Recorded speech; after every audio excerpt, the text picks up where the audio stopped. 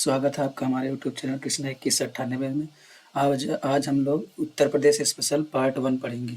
Uttar Pradesh special part 1 यानी कि सिर्फ इसमें उत्तर प्रदेश रहेगा और कुछ नहीं, और शुरुआत से पढ़ेंगे। हम देर न करते उत्तर प्रदेश स्पेशल का उत्तर प्रदेश का भौतिक विन्यास हम लोग पढ़ते हैं। उत्तर प्रदेश का भौतिक विन्यास पढ़ेंगे। उत्तर प्रदेश का भौतिक विन्यास करने पहले वेगनर महोदय थे। उन्होंने महाद्वीपीय विस्थापन सिद्धांत दिया था। उनके अनुसार उत्तर प्रदेश किसका लैंड है? गोंडवाना लैंड है। उन्होंने ये बताया था कि पहले मान लो पूरा अर्थ है, इस अर्थ में यहाँ पे पेंजिया था, ये पेंजिया है, और यहाँ पे सारा पैंथालसा था, यानी कि यहाँ पे जल था, ये पैंथालसा, ये पेंजिया था। इसी पेंजिया से टूट गया, यानी कि एक ऊपर का भाग टूटा, एक नीचे का भाग टूटा, ये दोनों टूट गया। ये वाला बन कहलाया अंगारा लैंड, ये अंगारा लैंड कहलाया था, अंगारा लैंड। ये वाला कहलाया गोंडवाना लैंड।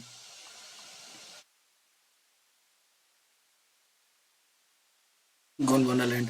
अब ये गोंडवाना लैंड जब टूटा, अब तो इस गोंडवाना लैंड के भी जैसे ऑस्ट्रेलिया हुआ, दक्षिण अमेरिका हुआ, ये सारे बने, तो उसी भास में वो एक प्रायद्वीपीय भारत बना। प्रायद्वीपीय भारत ही वो गोंडवाना लैंड से ही टूट के प्रायद्वीपीय भारत बना। उस प्रायद्वीपीय भारत में अपना उत्तर प्रदेश है, इसीलिए उत्तर प्रदेश किसका भाग है? तो गोंडवाना लैंड का भाग है, ये पूछेगा। उसके बाद हम लोग पढ़ते हैं कि उत्तर प्रदेश के दक्षिण में स्थित पठारी भाग भारत के प्रायद्वीपीय भाग का ही अंग है। यानी कि जो उत्तर प्रदेश है, ये उत्तर प्रदेश के एकदम, जैसे मान लो ये उत्तर प्रदेश है, तो इस उत्तर प्रदेश की यहाँ पे जो पूरा है, इसको ये क्या है? पठारी भाग है। ये पठारी भाग किसका भाग है? तो वही प्रायद्वीपीय भाग। कौन सा प्रायद्वीपीय भाग? जो गोंडवाना लैंड का टूटा हुआ भाग था, उसी का प्रायद्वीपीय भाग उसका हिस्सा है। जिसका निर्माण कब हुआ था? ये जो प्रायद्वीपीय भाग का निर्माण कब हुआ था? विंध्य क्रम की शैलों द्वारा प्री कैम्ब्रियन युग में हुआ था। अब ये भी पूछेगा कि जो विंध्य क्रम की शैलें हैं, इसका निर्माण कब हुआ था? तो प्री कैम्ब्रियन युग में। उत्तर प्रदेश का गठन, जो वर्तमान स्वरूप इतने टाइम है, इसका गठन कब हुआ था? तो इसका गठन 9 नवंबर 2000 को हुआ था। यहाँ उत्तर प्रदेश से उत्तराखंड के 20 जिलों काट के अलग उत्तराखंड बना दिया गया, और फिर उससे 9 नवंबर 2000 को, जो अपना आज का वर्तमान उत्तर प्रदेश है, 9 नवंबर 2000 को गठित हुआ था। उत्तर प्रदेश का अक्षांशीय देशांतरी विस्तार कितना है? 2352 से 3024 है, यानी ये है अक्षांशीय विस्तार। 2352 से 3024। देखो 7 याद रखना है आपको। 7 याद कैसे रखना है? मैं 7 का ट्रिक कैसे बताता हूँ। जैसे 2352 पहली बात, तो जैसे ये आपका उत्तर प्रदेश है तो भारत का जो 23.5 डिग्री अंश होता है, ये उत्तरी, इसको क्या कहते हैं? कर्क रेखा। जब कर्क रेखा अपने 23.5 होता है, तब 23.5 से इसे याद करो, 2352 इधर याद कर लो, ये 2352 और 2352 है, और 2352 से फिर याद करना कितना? 3024।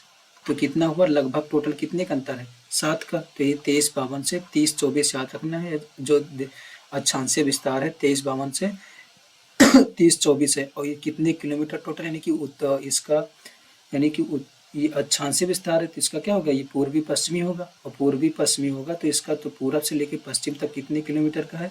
तो 650 किलोमीटर का। ये याद रखना है कि आपको क्या याद रखना है? 2352 से 3024 याद रखना है। 2352 3024 कहाँ से याद रखना है? कि जो कर्क रेखा है, जो कर्क रेखा 23.5 डिग्री होता है, उसी से याद रखना कि 2352, और 7 रखना, 7 याद रखना कि 3024। जब 2352 में 2352 याद रख लो, फिर उसके बाद 3024 अपने मन से याद हो जाएगा, फिर 7 ही ऐड करना पड़ता है। उसके बाद जो देशांतरी विस्तार है, ये 77 05 से 8438 है। इसमें भी कितना का? लगभग बता रहा हूँ, लगभग 7 का। तो 77 से 84, 7 जोड़ा 84, यानी कि 7705 से 8438 पूर्वी देशांतर। ये पूर्वी देशांतर, ये उत्तरी अक्षांश है। अब ये उत्तरी अक्षांश, और टोटल इसमें पूरब से दक्षिण ये देशांतर है, तो ये देशांतर ऐसे होती है, यानी उत्तर से दक्षिण टोटल किलोमीटर कितने? 224 किलोमीटर और 240 किलोमीटर। याद रखना है कि पूरब से पश्चिम कितना किलोमीटर? 650 किलोमीटर। उत्तर से दक्षिण कितने किलोमीटर? 240 किलोमीटर। और पूरब से पश्चिम, जब पूरब से पश्चिम या पश्चिम से पूरब जो लंबाई है कितना है? 650। इसका याद कैसे रखना है? कर्क रेखा 23.5 होता है, 2352 से 3024 याद हो गया। देखो और उसके बाद क्या है, ये 77 कैसे याद रखना है, 77 कैसे याद रखना है, क्योंकि अपने उत्तर प्रदेश के नैनी जिला से, मतलब अपने उत्तर प्रदेश के प्रयागराज के नैनी से क्या होकर गुजरती है, वो समय रेखा होके गुजरती है। कितनी समय रेखा कितना होती है तो आपको पता है 82.5 डिग्री। अब 82.5 डिग्री के थोड़ा सा इस साइड, यानी जैसे मान लो ये पूरा अपना उत्तर प्रदेश का है, ये उत्तर प्रदेश 82.5 डिग्री है, ये 82.5 डिग्री के यहाँ से याद रखना कि ये 77 है, ये 77 से 84 38, 77 से 84 38 यहाँ तक टोटल इसका उत्तर प्रदेश का विस्तार है, ऐसे याद रख लेना। उसके बाद प्रदेश का सबसे उत्तरी जिला कौन है, तो प्रदेश का सबसे उत्तरी जिला सहारनपुर, ये पढ़ा चुका हूँ। सहारनपुर मंडल में कितने जिले आते हैं, तो 3 जिले आते हैं। कौन कौन आता है पढ़ा चुका हूँ, मुजफ्फरनगर, शामली और सहारनपुर। मुजफ्फरनगर, शामली और सहारनपुर, यही तीनों जिला क्या लीची उत्पादक भी जिला है, ये भी पढ़ा चुका हूँ पार्ट मतलब करंट अफेयर में। दक्षिणी जिला कौन सा है, सोनभद्र। और ये सोनभद्र दक्षिणी जिला कितने कितने राज्यों से सीमा बनाती है, तो 4 राज्यों से सीमा बनाती है। पूर्वी जिला कौन है, बलिया। और बलिया का ओडीओपी क्या है, तो बलिया को ओडीओपी क्या है कमेंट बॉक्स में बताइए क्या है, तो बिंदी है। बलिया का क्या है, बिंदी है। पश्चिमी जिला क्या है, शामली। पश्चिमी जिला और शामली में ही क्या है, टिल्ला है। टिल्ला हनुमान का टिल्ला है, ये याद रखना कि हनुमान का टिल्ला का है, शामली में है। उत्तर प्रदेश के 8 मतलब उत्तर प्रदेश 8 राज्यों और एक केंद्र, ये क्वेश्चन आया था बहुत सारे में आ चुका है कि उत्तर प्रदेश कितने राज्यों से सीमा बनाती है, तो 8 राज्यों से। अगर उसी में क्वेश्चन में लिखा है कि कितने राज्य और केंद्र शासित प्रदेशों से सीमा बनाती है, तो आंसर हो जाएगा 9। अगर सिर्फ लिखा है कि कितने राज्यों से सीमा बनाती है, तो आंसर रहेगा 8। अब वो 8 कैसे याद रखना, उत्तराखंड, हिमाचल प्रदेश, हरियाणा, यानी उधर से याद करो, जैसे मान लो ये उत्तर प्रदेश है तो ऐसे याद कर लो, ये ऐसे पहले यहाँ क्या है, ये उत्तराखंड, फिर हिमाचल प्रदेश, सिर्फ हिमाचल प्रदेश किससे सिर्फ सीमा बनाती है, सहारनपुर से। और फिर उसके बाद हरियाणा 6 जिलों से, फिर राजस्थान 2 जिलों से, और मध्य प्रदेश 11 जिलों से, छत्तीसगढ़ 1 जिलों से, और ये झारखंड 1 जिले से, और बिहार टोटल 7 जिले से। और फिर यहाँ पे उत्तराखंड तो बता दिया था, हो गया खत्म। और यहाँ पे नेपाल लगता है, नेपाल भी टोटल 7 जिले से। सोनभद्र एकमात्र जिला है जो 4 राज्यों से सीमा बनाती है, ये बता चुका है कि सोनभद्र एकमात्र जिला जो 4 राज्यों से, कौन कौन, मध्य प्रदेश, छत्तीसगढ़, झारखंड और बिहार से। ललितपुर एक जिला है, मतलब एकमात्र यहाँ होगा, एकमात्र जिला है जो मध्य प्रदेश से 3 तरफ से घिरा, यानी कि 3 तरफ से मध्य प्रदेश से घिरा कौन जिला है, तो ललितपुर है। क्षेत्रफल की दृष्टि से उत्तर प्रदेश का चौथा राज्य, क्षेत्रफल की दृष्टि से उत्तर प्रदेश कौन सा राज्य, चौथा राज्य। कौन सबसे पहले कौन है, राजस्थान, फिर मध्य प्रदेश, फिर महाराष्ट्र, फिर उत्तर प्रदेश, यानी क्षेत्रफल में सबसे बड़ा राजस्थान, फिर उससे छोटा मध्य प्रदेश, फिर उससे छोटा महाराष्ट्र, फिर उससे छोटा उत्तर प्रदेश। उत्तर प्रदेश की सर्वाधिक सीमा मध्य प्रदेश से लगता है, कितने जिले, 11 जिले। तो पूछेगा उत्तर प्रदेश से सर्वाधिक सीमा किससे लगता है, मध्य प्रदेश से। और सबसे कम सीमा कहाँ से, सहारनपुर से। और सहारनपुर किससे, हिमाचल प्रदेश से। उसके बाद कहाँ गया मेरा, विभिन्न राज्यों से लगे उत्तर प्रदेश के जिले। तो उत्तराखंड से कितने टोटल लगते हैं, 7 जिले। सहारनपुर, मुजफ्फरनगर, ये एक क्रम से हैं, ये इधर से जैसे सबसे पहले इधर सहारनपुर है, फिर सहारनपुर, फिर मुजफ्फरनगर, थोड़ा नीचे रहता है मुजफ्फरनगर, फिर बिजनौर, फिर मुरादाबाद, रामपुर, बरेली, पीलीभीत। ये 7 जिले ऐसे हैं। तो 7 जिले ऐसे हैं, तो यानी कि ये कैसे है, इधर से पूरब से लेके वो पश्चिम से लेके पूरब की तरफ, पश्चिम से पूरब की तरफ ये है। आएगा कि पश्चिम से पूरब की तरफ लगाइए, तो ये आंसर आता है क्वेश्चन की पश्चिम से पूरब की तरफ लगाइए, तो पहले सहारनपुर, फिर मुजफ्फरनगर, फिर बिजनौर, मुरादाबाद, रामपुर, बरेली, पीलीभीत। और फिर हिमाचल प्रदेश से कौन लगाता है सीमा, सहारनपुर, ये तो सिर्फ एक ही लगाता है सबसे कम। और हरियाणा से 6 लगाते हैं, सबसे ऊपर सहारनपुर, फिर उससे नीचे शामली, फिर उससे नीचे बागपत, फिर उससे नीचे गौतम बुद्ध नगर, फिर उससे नीचे अलीगढ़, फिर उससे नीचे मथुरा। राजस्थान से कितने जिले लगाते हैं, 2, मथुरा और आगरा। मध्य प्रदेश से 11 जिले, आगरा, इटावा, जालौन, सबसे ऊपर आगरा, फिर इटावा, फिर जालौन, फिर झांसी के नीचे ललितपुर, फिर ललितपुर के थोड़ा सा ऊपर महोबा, फिर महोबा से ऐसे करके बांदा, फिर बांदा से ऐसे करके चित्रकूट, फिर चित्रकूट से थोड़ा सा ऊपर प्रयागराज, फिर प्रयागराज से ऐसे करके मिर्जापुर, फिर ऐसे करके सोनभद्र, ये सोनपुरा में लगा है। और फिर छत्तीसगढ़ से कौन लगता है, सोनभद्र, झारखंड से सोनभद्र, और फिर बिहार से पहले सोनभद्र, ऐसे सोनभद्र, फिर ऐसे चल के चंदौली, फिर गाजीपुर, फिर ऐसे बलिया, और फिर देवरिया, और फिर कुशीनगर, और फिर ऐसे महाराजगंज। और दिल्ली से एक केंद्र शासित प्रदेश ये दिल्ली है, दिल्ली से गौतम बुद्ध नगर और गाजियाबाद।